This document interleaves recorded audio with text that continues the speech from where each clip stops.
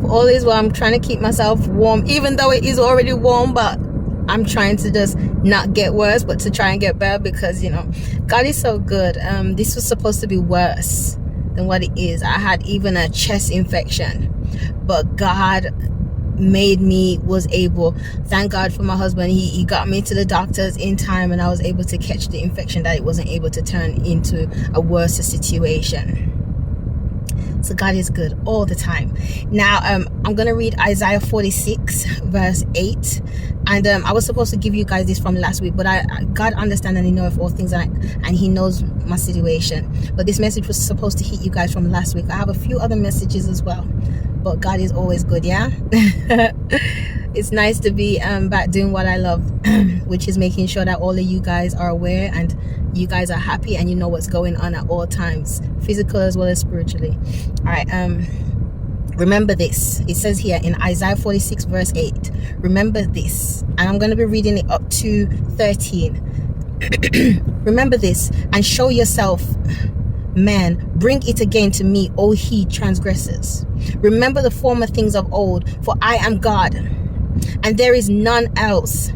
I am God, and there is none like me. God is saying in this, I am God. There is none like me. There's none like me that is able to do things that is unknown or done in such a way that I have my own signature to it. That's what God is saying. God is being like joyful, you know. He's saying it with confidence, because, you know, God likes to do his things with confidence and assertiveness, you know. And he says, declaring the end from the beginning. God said, I was here from the beginning, from the end, and I'm there from the end to the beginning. And from the ancient times, the things that are not yet done, saying, my counsel shall stand, and I will do all my pledges. So God is saying the things that ain't even done, he already knows what it is. He's already done it before it's even been done. And he says, calling a ravenous bird from the east, the man that executeth my counsel from a far country. Now remember, ravenous bird remember the first bird that was sent out was a raven, and he never came back with anything. And then afterwards, Noah had sent out the dove. Now he says, calling it out from the east. Now most of the time the Bible will say that God is in the east, you know. So it says, calling it out from the east, the man that executeth my counsel from a far country. Yeah, I have spoken it. I will also bring it to pass. I have proposed it. I will also do it. So God is saying that whatever he says he's going to do, he's going to do it. And he says, calling a ravenous bird, that means he's going to do the impossible, because the ravenous bird before came back with nothing. So God is going to say, yes, I'm sending out a ravenous bird to come, but you're going to think it's nothing, but it's going to be something, because I'm doing the impossible. Hearken unto me. God's saying, listen unto me, spend time with me, listen unto me, hear my words. He stout-hearted, that's what he says, stout-hearted that are far from righteousness. That means stubbornness. Stout-hearted, that's far from righteousness. You know, those that are stubborn, not listening, not doing what they're supposed to do, not being obedient, you know. 13 and last, I bring near my righteousness, it shall not be far off, and my salvation shall not tarry. It shall not be late. It shall not be continually going on and on and on.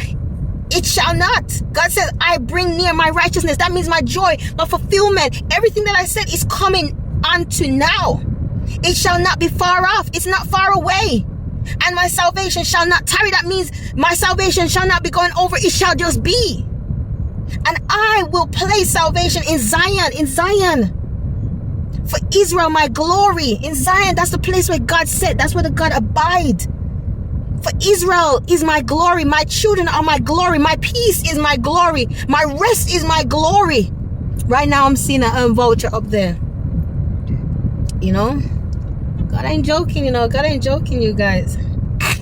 God's saying, this is the time now to walk in faith, to trust him, to do what he said, and do it with confidence, knowing that it is shall not fall. He says his righteousness shall not be far off.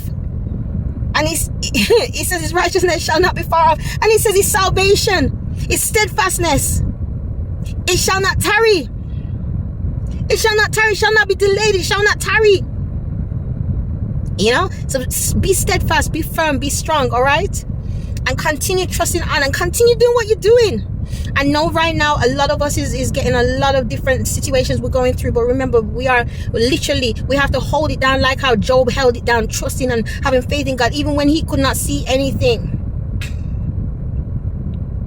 And we need to be like David the warrior, that when God says it is time to go, go. And praising him at the same time, still not knowing, but trusting in his words. And also being obedient unto his will.